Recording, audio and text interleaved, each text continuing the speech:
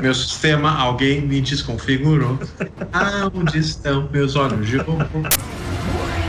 Francisco, é verdade que você está procurando uma moita bem quentinha?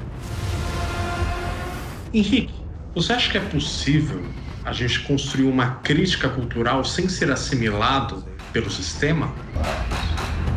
Você já pensou na hipótese de ser um escravo do sistema? Esse é o Análise de Obras. E hoje nós vamos falar sobre o episódio 15 milhões de méritos da série Black Mirror. É o segundo episódio da primeira temporada. E além do episódio, nós iremos falar sobre a coisificação do mundo contemporâneo, sobre a cultura e uma possibilidade de crítica cultural, sobre heroísmo, sobre conformismo, sobre realidade. Hoje o programa está cheio. Meu nome é Francisco Parente. Meu nome é Henrique Oliveira. E esse vídeo conterá spoilers.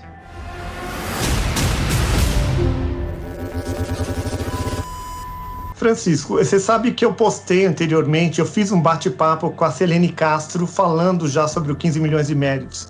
E aí eu mandei ontem para você assistir. Você chegou a assistir? Assisti, claro. O que você achou do meu bate-papo com ela? Eu achei que vocês tocaram em pontos essenciais. A ideia deles pedalarem, mas não irem a lugar nenhum. A ideia de ser um mundo dividido entre os perdedores completos, que são os faxineiros, que são... Uma hora o cara fala, virou limão, são limões pela cor da camisa. Eles são gordos também. Tem aí uma questão de um controle sobre a corporeidade das pessoas. Tem o pessoal que pedala, que gera energia, que tem mais prestígio. E tem o pessoal da televisão, que em tese teria uma vida melhor, né? Teria uma vida que ele, né, esse episódio é incrível, né? Esse episódio aqui dá pra gente ficar falando 4 dias sobre ele. É uma distopia, nossa, uma distopia super complexa, maravilhosa. Mas você sabe que você falou das 3 categorias, mas eu me dei conta que existe uma 4ª categoria. Você lembra quando a moça desce lá para os estúdios para fazer o teste dela? Quem recebe são aqueles rapazes que trabalham na televisão. Eles estão de roupa preta. Você pode ver, eles não estão nem de roupa limão, nem de roupa qualquer. Eles estão com uma roupa preta. Então parece que eles estão, vamos dizer assim, no nível social ali, eles seriam um intermediário entre o pessoal que está na bicicleta e o pessoal realmente privilegiado. Se é realmente isso. Você chegou a notar isso daí, não? É verdade. Eu na minha cabeça eu tinha classificado como pessoal da TV, pessoal da bicicleta, pessoal da faxina. Mas é verdade, faz sentido isso. Tem os subalternos ali da TV. Tem uma classe intermediária ali que fica meio que fazendo o que é mandado, porque eles mesmos não são tão autônomos assim para dizer ou falar qualquer coisa. Eles não produzem conteúdo. Porque é curioso, a gente aqui tá se filmando, tá produzindo conteúdo e tá virando um frisson desses tempos, criar conteúdo. Todo mundo quer ir pra internet. Inclusive, eu vi uma pesquisa outro dia com criança que você pergunta pra uma criança de 8 anos nos Estados Unidos, 10 anos, elas querem ser youtuber. Né? Não é louco, porque isso daí antigamente você perguntava pra uma criança, ela queria ser piloto, ela queria ser astronauta, ela queria ser bombeiro, qualquer coisa, ser médico, mas ser youtuber, o que você acha? Porque esse episódio tá meio que falando disso. Eles estão fazendo meio que um paralelo com essa necessidade de ir pra internet, e as pessoas que têm voz na internet, elas são os que dizem os parâmetros. Na verdade, eu acho que esse episódio ele é assustadoramente atual. Porque o Black Mirror é a primeira temporada essa, então já faz anos que saiu. Mas, nossa, eu sinto que é de uma atualidade, assim, assustadora. Principalmente essa questão do trabalho remoto, que você faz e não sai do lugar. Dessa questão das pessoas trabalharem ao mesmo tempo fazer uma outra coisa. A gente está num tempo de uma grande produção de conteúdo. Porque as pessoas, elas consomem esse conteúdo, mas elas não param para consumir esse conteúdo de modo analítico, denso, complexo. Elas consomem assim, sabe, como tipo música de fundo, tipo ouvir podcast, assim, sabe? Você faz fazendo outra coisa. Você vai lavar a louça, você coloca um podcast, você tá comendo, você, entendeu? Você tá no carro, vai ouvindo uma coisa interessante. Mas é uma produção também que ela não agrega muito, porque ela passa, sabe, meio de relance, assim. Eu acho que pela ideia de achar que produzir conteúdo seria fácil e ao mesmo tempo também porque eu sinto isso, né? Muitas pessoas, né? Tanto tem um monte de youtuber que quebra a cara, né? Muita gente, né, que tenta copiar, fazer... Agora as coisas estão na moda e não dá certo, porque acho que é fácil. Mas também, assim, eu acho que essa questão das pessoas acharem que isso é a produção cultural contemporânea. Mas não é. Peraí, porque eu sei que você é o cara da produção cultural, você estuda isso, você tem um olhar já direto para isso. Eu entendo atualmente que o youtuber, o vídeo, essa produção de conteúdo que está se especializando cada vez mais, porque para ser youtuber agora você está competindo com todo mundo, você tem que produzir cada vez mais. É quem cria os ditames do que a gente absorve hoje em dia. Ele cria as diretrizes, então eles são realmente criadores de opinião. Porque se não é ele que está criando cultura, onde que está a cultura? Atualmente, imagina um jovem de 16 anos, 14 anos, que quando não tá no videogame, ele tá lá que nem um louco em cima do YouTube assistindo os dois. Uma coisa de outra. Ou os dois juntos, né? Tudo ligado junto. Tudo ligado, né? Então, eu tava pensando nisso. É o status, acho, da nossa cultura atual. É essa. A cultura, ela vai se metamorfoseando. Eu acho que ela chegou nisso. É uma cultura de massa? O que é isso? Vamos pensar junto. O que é isso? É uma cultura de massa? Porque, na verdade, quando eu pensava, antigamente, pelo menos, cultura de massa, eu imaginava muito a televisão, que era um monopólio, emanando e fazendo todo mundo hipnotizado para um determinado olhar. Mas agora são várias pessoas, está muito fragmentado. Nós estamos produzindo o nosso conteúdo aqui, o fulaninho ali da esquina está produzindo outra coisa, o outro está produzindo uma coisa, então não é bem um monopólio de um dizendo para todos. É todos dizendo para todos. Parece mais equânime, parece que tem menos tirania no processo. Claro, a gente está no momento que alguns chamam de a conexão em rede. Tem até um livro famoso do Harry Jenkins chamado Cultura da Conexão, que ele fala como que a internet ela vai fazendo as mensagens elas se mutam muito facilmente, se mutam e se conectam e se ressignificam e ganham novos ambientes e se expandem, mas ao mesmo tempo eu acho que a gente tem muito eco nas redes. Você quer dizer com eco? Você quer dizer que as pessoas copiam? Isso, eu acho que tem muita repetição, pouca novidade, a mesma informação, o mesmo tipo de conteúdo, sabe? Eu acho que é difícil achar novos conteúdos, sabe? Eu acho que é uma coisa muito repetitiva. Eu acho que, na medida que ela foge do modelo tradicional da televisão, ao mesmo tempo, ela foi formada pela televisão, o modo de a postura diante da câmera, passar um texto, entendeu? Eu acho que seria assim uma mutação daquilo que a gente tinha antes. Mas ao mesmo tempo eu acho que continua sendo massificado porque nós temos youtubers ou criadores de conteúdo com milhões de seguidores. Então você acha que no final das contas acaba sendo um monopólio? Porque no episódio, esse do 15 milhões de méritos, ali é um monopólio, ali dá uma sensação realmente ruim, porque tem a estrutura grande, que é da televisão, uma suposta televisão. Eles imitam, inclusive, o X Factor, ou se não, as American Idol. Um júri, a pessoa se submetendo ao júri. Quando as pessoas estão lá na bicicleta, eles estão, na verdade, à mercê de 7, 8 canais. Ou você está no sexo, ou você está no matando lá os limões, desprestigiando já o desprivilegiado. Pedalando no cenário. Ou tá no cenário de bicicleta nu e cru, ou tá fazendo alguma outra coisa, mas parece que realmente existem vamos supor, tem umas 10 vertentes. Saindo daquelas 10 vertentes, você não tem mais nada. Agora, a internet, do jeito que ela tá hoje, você falou que tá meio monopolizada, talvez com alguns autores, mas nós estamos falando de globalização, nós estamos falando do mundo inteiro, gente produzindo conteúdo, mesmo. Cada um a sua moda. De alguma forma parece que estratifica mais, ele ramifica mais. Ou não? Não, sem dúvida alguma ele ramifica mais. Tem muito mais gente, a gente tem muitas propostas, mas eu acho que assim, que o que vinga e vira, digamos assim, um mainstream, eu acho que aí já é mais engessado. Por exemplo, agora a gente está na era dos podcasts. Já teve a era dos reacts, né? A gente que assiste vídeo e fica fazendo careta. Já teve. tô bem hoje, né? No começo do YouTube era mais negócio do vlog, né? Alguém que ficava vendo as coisas e uma vez ou duas por semana grava um vídeo comentando e falando um monte de palavrão e bababá. Então, assim, é um monopólio não de uma emissora, uma instituição, mas é um monopólio de um conteúdo que fica se reprisando o tempo inteiro. Mas o que você falou também é que ele está se mutando. Você não sente uma metamorfose ambulante aqui, que horas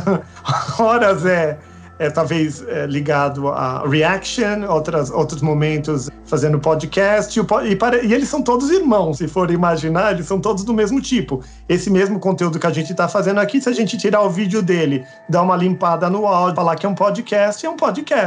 Sem dúvida alguma. Não, mas aqui o conteúdo é mais profundo do que geralmente se debate, né? Não, mas não tem de tudo. Eu, por exemplo, eu gosto muito de música erudita, então eu assisto muita coisa de música erudita. É um nicho que, sei lá, atinge o quê? 5%, 3% talvez da população mundial, mas eu fico lá nos meus 3%. O meu tempo, o meu Henrique, fica, sei lá, 70% do meu tempo eu tô lá vendo aqueles negócios. Então eu acho que você consegue ficar meio desbitolado, porque quando eu era criança eu fui criado na frente da televisão. A criança sentada na frente da televisão, ela é bombardeada sem parar por um conteúdo de terceiros sem me dar oportunidade de escolha. Não tem escolha. Eu tenho a escolha de desligar a televisão, ou de mudar de canal, ou de ser bombardeado. Você foi já da televisão, não? De assistir televisão, canal aberto e vem o que vier? Sim. Era legal o leque de opções. Mas é claro que às vezes, quando eu ia visitar a minha avó em Novo Horizonte, e ela tinha TV aberta. Ela só tinha TV aberta, é isso? Sim. Uhum. E aí, de tarde complicava, né? Ou era aquelas baixarias de programa da tarde, de teste de paternidade fake, que os caras vão brigar no auditório, ou era missa, ou era aqueles programas que só tem morte, ou jornalismo que fica repetindo a mesma coisa 40 vezes. Então aí realmente vi um tédio.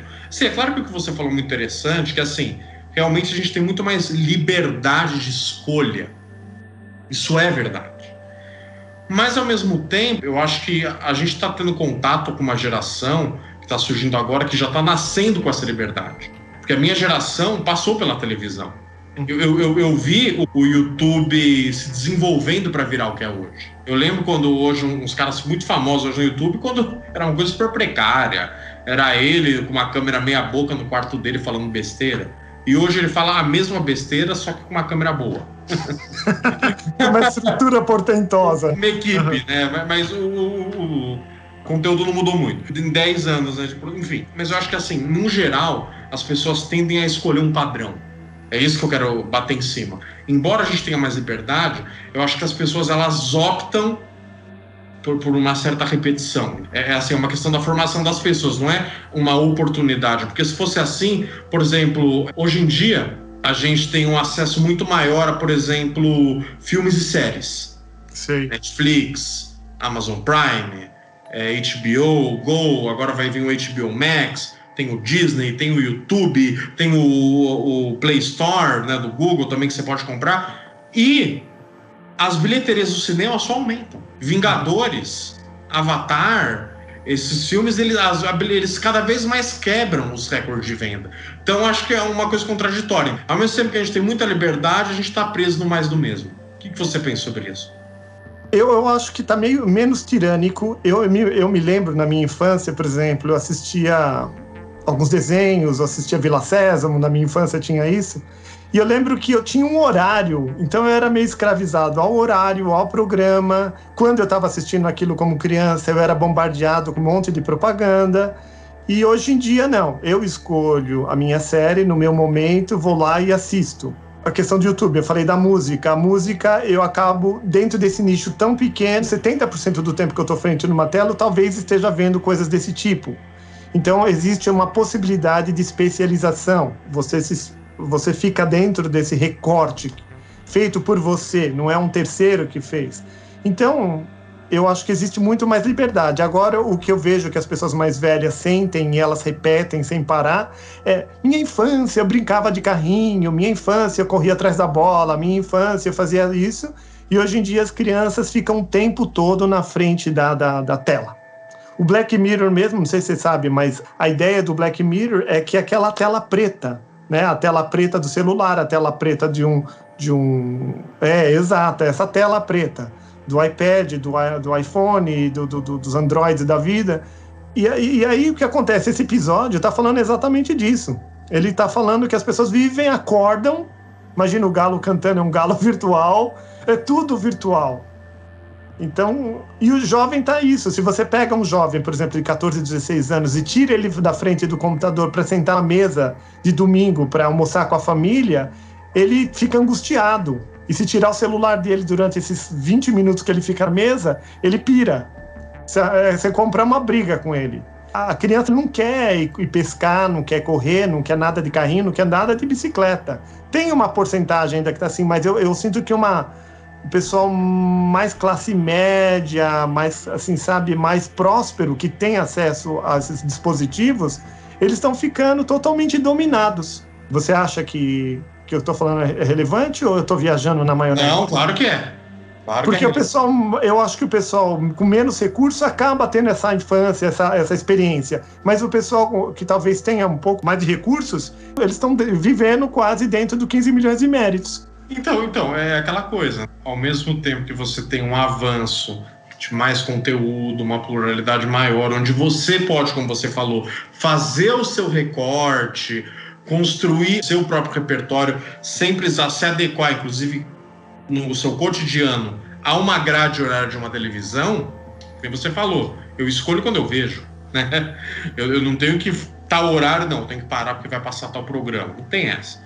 Uhum. Mas, ao mesmo tempo, as pessoas têm menos liberdade por escolha, por ficarem no espelho negro, menos liberdade de experiências empíricas no seu dia a dia. Elas têm menos essa liberdade porque elas escolhem ter com a realidade, com a relação das pessoas, sendo que no final o nosso protagonista reclama disso. Ele fala: onde é que está a realidade? Tudo é falso, tudo é fake. Onde é que está isso? Esse é um tema importantíssimo. Eu acho que essa aqui é o pulo do gato desse episódio.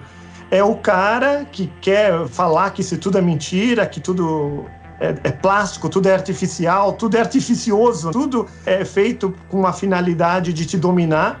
E a própria manifestação dele acaba virando uma coisa. Ele é coisificado, ele é reificado, ele se torna mais um canal de YouTube que ele vai lá gritar e fazer a pantomima dele.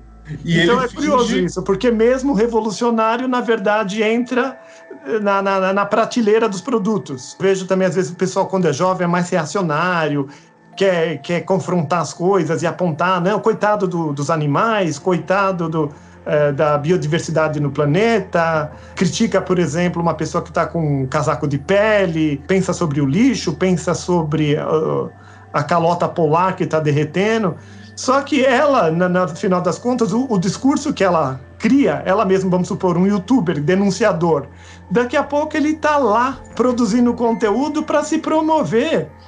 Que calota polar, que nada. Ele quer mais rating, olhando lá quantos pontos ele fez, quantos vídeos ele tem de publicar, e dá-lhe massificação, e dá-lhe coisificação. Ele se coisifica, ele se torna uma coisa. Então, o camarada lá no final, com vidro lá no pescoço, é mais um desses. É o próprio episódio se denunciando.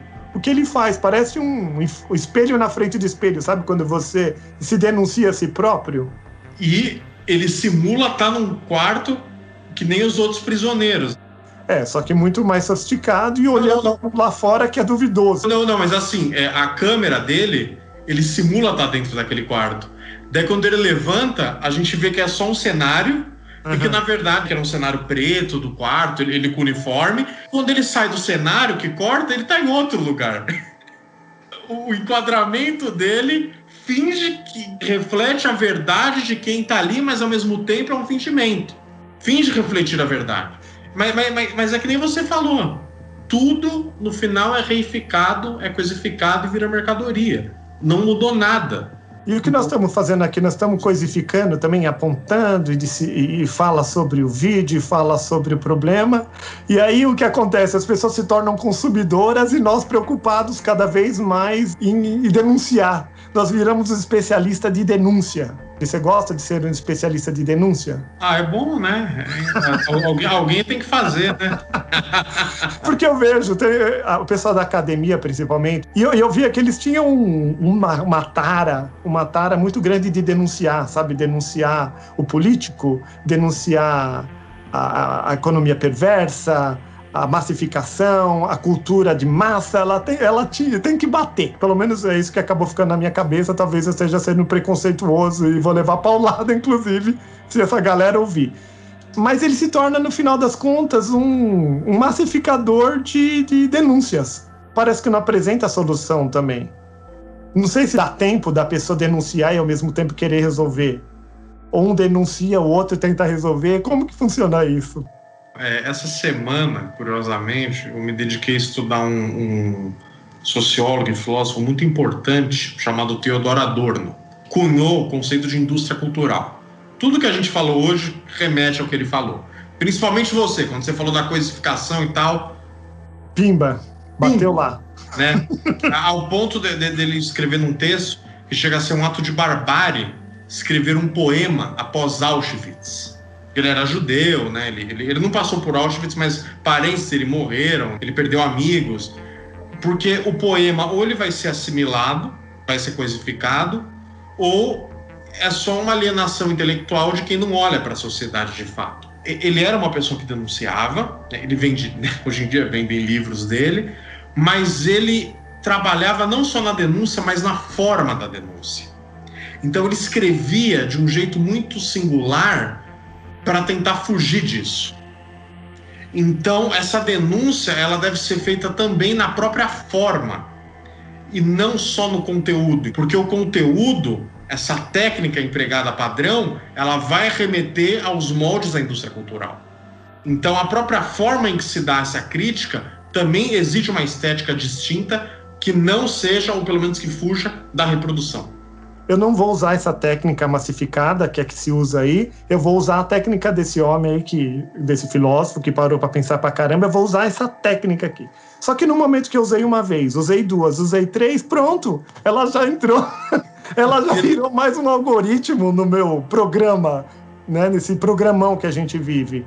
Sim. Então ela deveria ser mutante sem parar, a própria, ela deveria ser um verdadeiro Baryshnikovsky, sabe? Ela tem que ficar dançando e passos largos e passos sofisticados para poder fugir de uma coisa que se repita.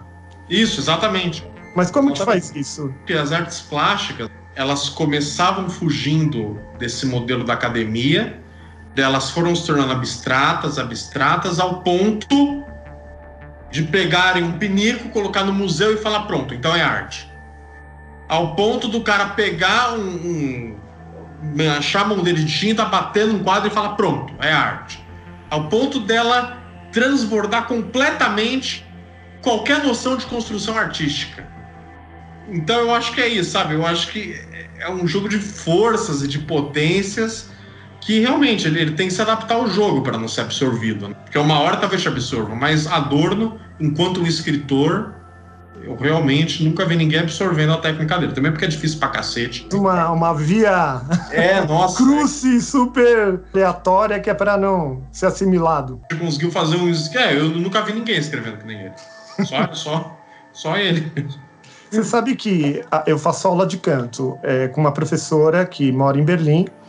E ela fez uma carreira de canto lírico. Então ela cantava as peças de ópera, que são as mesmas peças desde 1700. E agora, nos últimos 15 anos, ou por aí, ela saiu desse circuitaria e ela só está cantando música contemporânea. E a música contemporânea é isso que você falou, é piração pura. Dificílimo de cantar aquilo, porque uma coisa é você fazer assim... Isso eu fiz, mas é espontâneo. Agora, se eu pegar esse e colocar em partitura e ter que reproduzir exatamente do jeito que eu fiz no anterior, é um puta de um trabalho, é difícil pra caramba.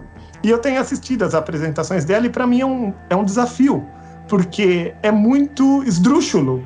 É difícil de fazer, mais difícil ainda do que cantar O Raio da Ópera, mas para quem olha, para um observador leigo, aquilo lá parece uma bobagem, mas uma bobagem assim, sem fim. E aí eu também converso com a professora, tenho proximidade, e ela me diz assim, não, Henrique, mas e a provocação que tem ali? E aí eu fico pensando, mas que é isso? Que é isso? É uma provocação sem fim? Isso daí vai até onde? Pra ficar provocando quem? Quem que tá tão necessitado de ser provocado o tempo integral, assim? Eu acho que a provocação é aquilo assim, é só para sair desse conforto comum, dessa diversão comum e vazia que a gente encontra na mídia. Uma coisa que faça esse desconforto, faça essa provocação e leve a gente para um lugar para falar, ó, agora você vai ficar 2 horas ouvindo música atonal. Você que é músico, né? Vai morrer de tédio. Isso. Agora você vai ficar ouvindo free jazz. Os caras vão tocar qualquer coisa durante 2 horas, você não vai entender nada, talvez você durma, mas... Tem uma provocação aqui, você precisa acordar. Mas não acaba virando o cara com o vidro no pescoço, sabe? Porque a pessoa vai fazendo isso, e eu vejo a minha professora também, ela é uma profissional, ela vive disso, ela paga as contas, água, luz, telefone, tudo, fazendo esse tipo de coisa. E aí eu vejo, quando eu converso com ela, ela fala assim, Henrique, mas é um trampo. Você pegou essa peça pra fazer? Peguei, mas é um trampo. Então, o que é curioso é que ela vai fazer... Ela vai fazer um negócio doideira dela lá, difícil, que só o capeta, que muito pouca gente conseguiria fazer, porque ela tem uma habilidade enorme, mas é um trampo, cara. Ela vai fazer aquilo porque ela tem que ganhar. Acaba parecendo, sabe, é mais um do mesmo. Tem, no final das contas, alguém tá pagando pra fazer a piração ali. Então, é aquela coisa. A arte, ela sempre foi mercadoria. Sempre teve alguém que bancou. Os artistas, eles viviam porque alguém tava bancando. Porque é muito difícil você ser um artista tão talentoso e levar uma outra carreira como comerciante, que dá muito trabalho, médico, cientista, professor de comunicação, né? Porque a arte, ela exige muita técnica. E essa técnica, ela é prática, você sabe muito bem disso. Mas o problema é que nessa indústria cultural, ou nesse talvez segundo estágio de indústria cultural que a gente está vendo que são essas redes sociais, o problema é que ela existe em função da mercadoria. Ele existe em função não do valor artístico, mas do valor de troca. Ela existe em função de agradar o público, não fazer refletir, tipo, cala a boca, se diverte e volta para casa. Não é à toa que essas músicas, elas são muito didáticas. Não só músicas, mas também os filmes, coisas do tipo. Eles são muito didáticos. Eles falam a todo momento o que você tem que sentir, o que você tem que pensar. Mas nunca algo que te tire do conforto. Pode ser triste, mas é um triste... Sim, no final é reconfortante. Não é uma tragédia que te dilacera. Entendeu? Então esse é o problema. Ele existe em função de ser vendido. E não que ele é vendido por uma vivência do próprio artista que precisa comer, mas que tem uma obra que vai além disso. Vamos falar um pouco do que acontece com ela. Ela tá lá, canta aquela musiquinha dela, e o cara tem um crush por ela. E aí, ele realmente acha que ela é real, não sei se o que ela tem de tão real, mas ele aposta 12 mil, ela acaba aceitando. Sabe, tipo, não, mas depois ela aceita. Ela aceita, ele paga, ela vai lá e ela toma aquele negócio que deixa ela meio drogada. Não sei se você notou lá, a palavra que eles usam em inglês é compliance. A pessoa se submete, ela está de acordo com o negócio. E ela pega e na hora ela é coagida a aceitar. E o cara fica consternado. O que você acha disso daí? Que ela é coagida, que o valor moral dela não é firme ou forte o suficiente para ela ser autêntica e voltar para a bicicleta com dignidade? Ou é isso mesmo? Não importa. Porque o cara lá, um dos juízes, ele fala assim, não tem nada disso não. A gente te dá uma droga, você faz lá teu negócio e você vai estar nesse nível superior de indivíduos. Que os outros falem que é certo ou que é errado, ou que isso é devassidão, sei lá o que for, dane-se, o que importa é que você vai estar num nível melhor. Como que fica essa decisão ética dela? Ela é uma heroína decidindo por ir e ser uma prostituta de vídeo? Ou ela seria uma heroína voltando para trás e sendo uma honesta, direita andadora de bicicleta? Naquele momento, ela tá sendo observada por todo mundo da bicicleta. E tá todo mundo falando, vai, todo mundo quer. Sabe? O desejo dela se confunde com um dos outros. E ela pensa, quer dizer, ela tá drogada, mas ela pensa, eu não vou ter que sentar numa bicicleta. Talvez eu tenha que sentar em outra coisa, mas não numa bicicleta. E aí eu acho que na hora ela sentiu que ela teria uma vida mais digna, porque assim, ela não ia ter que ficar naquele mundo cinza, olhando para uma tela, que te obriga a olhar para a tela, porque você fecha o olho, ela te obriga a abrir o olho. Não, e se você não ouve, eles te tiram dinheiro. A gente tá num estágio mais ou menos parecido. Se você não aceita o negócio, a pessoa te tira o dinheiro. Exatamente. Então eu acho que é isso, sabe? Eu acho que o desejo dela no final acabou... Sabe assim, quem de lá não aceitaria, talvez? Eu tô questionando essa questão do heroísmo da pessoa, porque às vezes o herói, ele vence, ele tem grandes possibilidades de ser corrupto, mas ele não se corrompe jamais, ele tem um valor moral. Esse episódio é tão interessante porque você não sabe o que é corromper. Corromper é voltar para a bicicleta e ser um qualquer, ou se corromper é ir lá ser uma prostituta. Tá num tal ponto que ser prostituta virou qualquer coisa também. Nem é nada, nem a bala. Sei lá, fazer uns filmes pornô lá, nem a bala nada, tá tudo certo. Mas depois eles mostram as imagens dela como prostituta. Ela tá sempre drogada, ela tá meio infeliz. Ela acaba não se dando bem, né, coitada? Não, mas talvez drogada pela droga ou drogada por assistir ela drogada. Olha só, olha bem as opções que você tem. Ela drogada com remédio ou você drogado de ficar assistindo o outro drogado, enfiando o dedo na boca dele, fazendo aquela coisa lá. Talvez seja um mundo que talvez o heroísmo nem seja possível. O negócio é assim, uma circuitaria muito bem estabelecida, e você vai vivendo. E o cara mesmo, que é o grande antagonista, ele entra na circuitaria. Quer dizer, eu acho que fala que os episódios do Black Mirror, eles são sombrios e deixa as pessoas com uma sensação lúgubre. E esse daí episódio acho que não é diferente, porque no final das contas o que ele tá dizendo é que você não sai de lugar nenhum. Você não vai sair. Não tem saída. Mesmo o cara que era o denunciador, ele vira uma coisa. O máximo que você pode fazer é tentar ter uma vida mais confortável para você. E no caso dele mesmo, o heroísmo dele, como seria então? Ele chegou lá na frente, denunciou, eu vim aqui e vou fazer um escarcéu. Ele denuncia, mas onde que ele iria a partir daquilo ali? Porque se os juízes olhassem para ele e falavam assim, bom, o que você tá fazendo aqui é uma palhaçada, chama o segurança e dá um pé na bunda dele e manda ele de volta para a bicicleta. Era uma possibilidade. Talvez a saída mais digna ali seria ele se matar, então. Ele se matar, ele tá sendo honesto com o que ele falou. Seria isso a saída? Então, porque é interessante porque assim, se ele se matasse, a vontade dele ia se impor sobre aquele mundo dos jurados. E talvez ele pudesse inspirar mais pessoas a isso. Mas o jurado segura ele e fala, não, peraí, vamos fazer assim então. A gente vende uma revolta enlatada e te dá uma vida melhor, beleza? Tipo assim, eu acho que eles identificaram nele um mercado, entendeu? Então, ou se não foram astutos o suficiente para acabar com o mártir.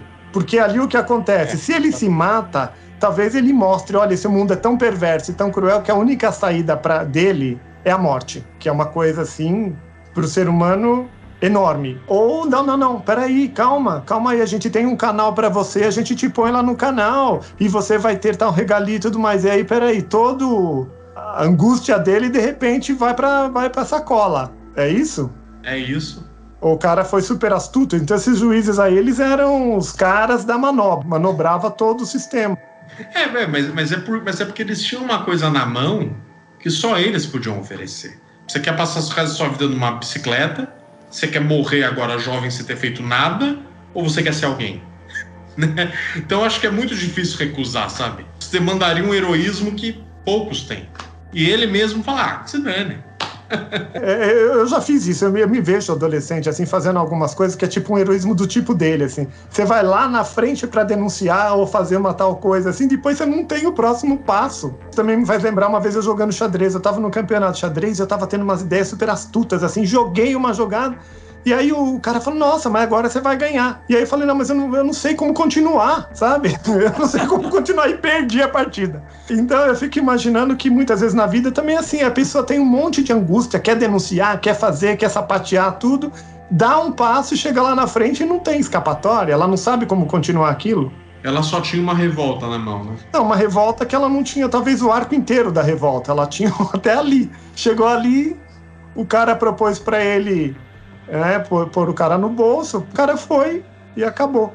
Na nossa sociedade parece que as coisas estão mais ou menos assim. Eu tinha um primo advogado que já faleceu e ele falava muito disso. Quando a gente é jovem, a gente se revolta, a gente quer defender direitos e coisas, mas quando você vai ficando mais velho e você vai, nesse mundo do direito principalmente, te dão um jeitinho daqui, você se encaixa ali... No final das contas, você tá com 40, 50 anos, o negócio é uma moita bem quentinha e bem gostosa. Então, a alma humana, ela é revolucionária na juventude e amoitada no final. Será que é esse que é o arco do ser humano? Talvez. Você tá em que ciclo? Você tá no ciclo da moita ou no ciclo da revolta? Eu tô querendo achar uma moita pra mim. Você tá na caça da moita? Eu tô na caça da moita.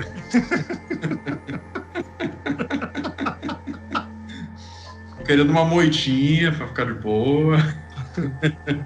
Pessoal, muito obrigado por ter acompanhado a gente. Espero que vocês tenham gostado do nosso debate. E o Francisco tá procurando uma moita. Diga aí, Francisco. Opa, todo mundo quer uma moita, né?